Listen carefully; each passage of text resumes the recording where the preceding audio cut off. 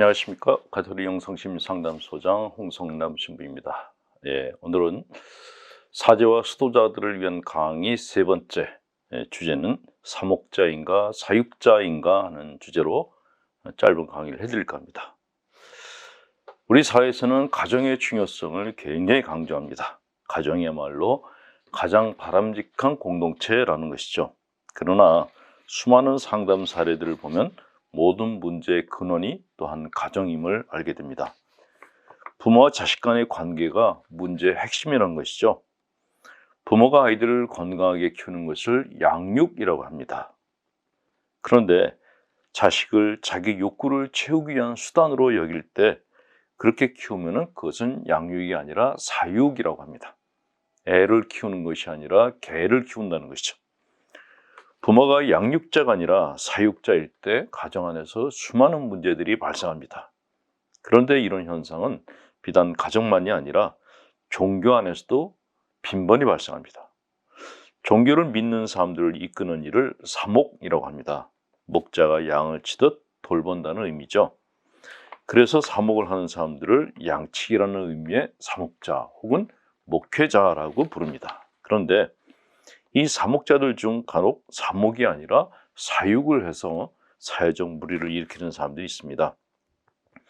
이 사육자들의 공통적인 특징 첫 번째는 공포신앙의 유포입니다. 사목자가 원하는 대로 하지 않으면 신으로부터 벌을 받을 것이라는 설교, 심약한 사람들은 신의 대리인을 자처하는 사목자로부터 들은 말이 바로 신이 자신에게 주는 말이라고 여겨서 공포심을 가지고 살게 됩니다. 사목자로부터 부당한 일을 당해도 항의를 못하는 것은 바로 이 공포심 때문이죠. 공포심은 신앙생활을 이분법적이고 극단적으로 해석하게 합니다. 그래서 예수 천당, 불신 지옥이라는 극단적 신앙 구호를 외치게 되는데 이런 구호는 바로 자기 마음 안에서 들리는 공포의 소리인 것입니다. 공포심은 이성을 마비시키고 광신도의 삶을 살게 하는 아주 무서운 것입니다. 이들은 신앙이나 교리에 대한 의문조차 갖지 않으며 신보다 사목자를 더 숭배하는 경향을 보입니다. 그래서 간혹 교활한 종교인들은 이런 심리를 이용해서 사적 이익을 취합니다. 공포정치는 국민들로 하여금 반항하거나 항거하게 하는데 종교가 만드는 공포신앙은 그런 최소한의 저항 의지마저도 없어버립니다. 종교가 사람을 자유인으로 만들어주는 것이 아니라 종교적 노예로 만드는 것이죠. 이들은 가정을 포기하고 자신이 몸담은 종교 집단의 모든 것을 갖다 바치기까지 해서 가정 파탄을 불러오기도 하는데 그 근본적인 원인은 바로 사목자, 목회자들한테 있는 것입니다.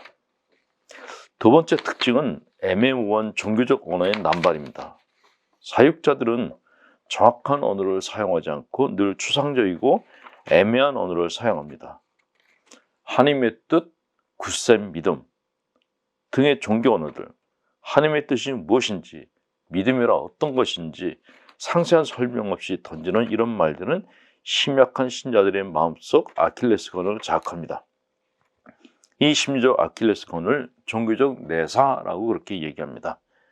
내사란 인트로젝션이라는 이 내사란 외부에서 주입된 생각인데 이것이 외부에서 주입된 생각임에도 불구하고 사람을 조종하는 폭력적인 생각들을 내사라고 이야기합니다. 이것을 그래서 내 마음 안의 폭군이라고 이야기를 하기도 하죠. 이 내 마음 안의 폭군이라 불리는 내사는 심약한 사람들을 괴롭히는데 이것이 종교의 외피를 뒤집었으면 종교적 내사라는 것이 됩니다. 이것은 하나님의 이름으로 잔인하고 영악하게 사람들을 괴롭힙니다. 신자가 사목자의 마음에 들지 않을 때 왜 하나님의 뜻을 따르지 않느냐고 비난하는데 이런 말을 들은 신자들은 밑도 끝도 없이 하나님의 뜻을 따르지 못하고 하나님의 마음에 들지 못하는 자신을 책망하게 됩니다. 소위 병적인 죄의식에 중독되는 것입니다. 이들은 종교적 신경증에 시달립니다. 다른 사람들은 다 천당에 가도 자기는 절대 가지 못할 것이란 구원 불안증, 조금의 죄라도 지으면 안 된다는 완전 강박증 등의 종교적 신경증에 시달리면서 살아갑니다. 그래서 이들은 신에게 가깝고 자유롭게 대하는 기도를 하지 못하고 하나님의 뜻 운운하며 사목자의 비유를 마치고 눈치를 보는 노예적 신앙인으로 전락하게 됩니다. 이렇게 정신적으로 건강하지 못하다 보니 이들의 영성생활은 가짜 영성으로 변질될 가능성이 높습니다.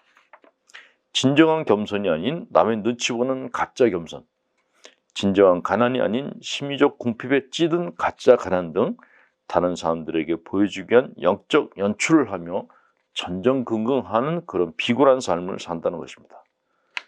세 번째 특징은 돈과 신앙심을 연관시키는 것입니다. 헌금의 액수가 믿음의 정도를 반영한다는 논리, 헌금이나 11조를 제대로 내지 않으면 좋지 않은 일이 생길 것이라는 폭언은 결국 사목자의 핵심 욕구가 돈이라는 것을 알려줍니다. 그런데 이런 일이 집단 안에서 발생하고 많이 낸 사람들이 선민의식을 가지면 궁핍한 사람들은 이의 제기는커녕 자신의 부족함을 한탄하고 어떻게 해서라도 헌금을 만들려는 고단한 신앙생활을 하게 됩니다.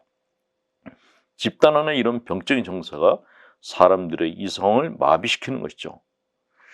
부모가 자식들이 주는 돈의 액수에 따라 효성의 정도를 가늠하겠다고 한다면 그 부모는 양육자가 아니라 사육자가 되듯이 종교인이 신앙을 돈으로 판단하겠다고 하면 그는 사목자가 아닌 사육자인 것입니다. 그런 사육자들은 멀리 하셔야 됩니다. 그래서 복음에서도 주님께서는 양의 탈을 쓴 이리들을 조심하라고 말씀하셨던 것입니다. 자, 일본인 시인 하레사쿠 마사히데 님이 보내드리는 위로의 시, 괜찮아라는 시를 전합니다.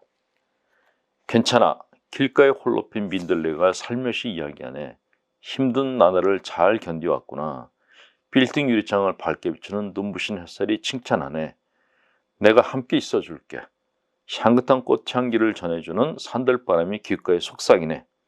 조금 더 앞으로 가봐. 골목은 햇살이 잘 드는 곳에 눈 고양이가 수염을 휘날리네. 여기서 잠깐 쉬어가. 우편함 위에 놓인 빈 커피 캔이 초대하네.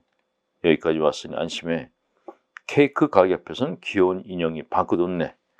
날씨가 무척 좋구나. 버스 정류장에서 만난 할머니가 기쁜 듯 말을 건네네. 잘했어, 잘했어, 잘했어. 새싹난 가로수에 앉은 참새들이 지저귀네. 겨우 밖으로 나올 수 있었다. 겨우 걸을 수 있게 되었다. 다시는 이런 봄이 찾아오지 않을 거라 생각했다. 모두 고마워. 이제 괜찮아. 크고 따뜻한 손이 내 등을 어루만지는 것을 느끼면서 나도 가만히 이렇게 말해본다. 예. 가톨릭 출판사에서는 하레사쿠 마사히데 님의 시, 신명철 님이 번역한 괜찮아라는 시집에서 한 꼭지 인용을 했습니다. 자, 교우분들 힘내시라고, 또 사제 수도자분들 힘내시라고, 건강하시라고, 행복한 삶 사시라고 강복드립니다. 전능하신 하나님, 성부와 성자와 성령께서는 우리 사제와 수도자들에게 축복을 내리셔 길이 머물게 하소서. 아멘. 홍성남 신부였습니다.